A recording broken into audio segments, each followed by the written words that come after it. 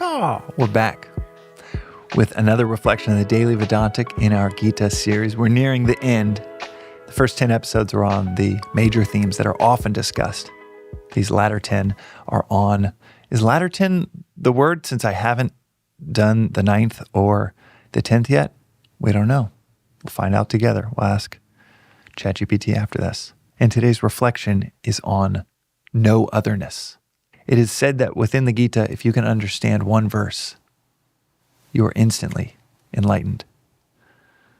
I didn't snap my fingers very well right then, so I'm going to do it again for proper audio effect. Instantly enlightened. If you can understand one verse, you're instantly enlightened. That speaks to how dense this 700-verse poem is. But more than that, it speaks to the wisdom that it is drenched in. Each verse having deep, deep concepts to reflect on, contemplate, but ultimately to understand and experience, to feel, to not scholastically know it word for word. My teacher Joseph knows a guy that knows the entire Gita frontwards and backwards. That is a wild feat of human memorization, but that's not what this is saying. That isn't to truly know it. That's the difference between telling someone the steps to surfing and then them experiencing what surfing is like. That's to know surfing. And to know one verse, it is said you achieve instant enlightenment. Swami will go even further and say, if you can know just one word from the Gita, truly understand and know and experience a single word from the Gita, what all this language is pointing to. All language everywhere is ultimately pointing to the divine, the supreme, the infinite. And if you can grasp and experience just one word from the Gita, then you're instantly enlightened. The word that I think about oftentimes is Samaha, which is otherness. And the concept within the Gita is seeing no otherness in the world. Within that word Samaha, and that is such a wildly under-discussed theme within the Gita. This is the definition of love. Seeing no otherness in the world. No stratosphere of people of this importance and this importance. No difference between you or them.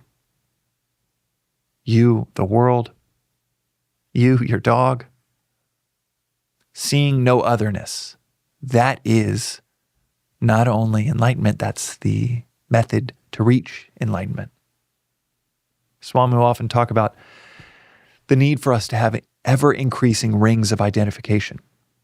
Going from, yes, okay, this is me, to I identify with my family, to then to your neighborhood, your wider community, identifying with your community, then identifying with your state, your country, with all human beings, with all living beings, and then with the totality. This theme within the Gita is one of my favorites to reflect on because it is, like I said, it is the end state and how you get there. It is the message and it is the method. It's everything in one word. It is the North Star and the destination and the path to get there. All in one word. Translated into English, sameness or no otherness. That is the top of a mountain I'm not at. Not even close.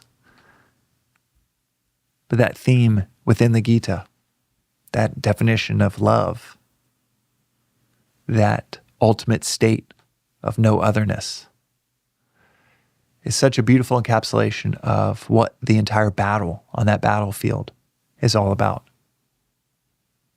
It's overcoming the myriad of desires, of thoughts, of plurality that we see in the world of that isn't me, that's my enemy, that's my worst enemy, that's in the way of my desires. That's a challenge to overcome. And yet we're called to see it all as one. The challenge, the obstacle, the other person is a reflection, an extension of ourselves. And this is not asking for a leap of faith. It's actually extremely rational. Just look at the mood of your significant other, noticing how it affects you.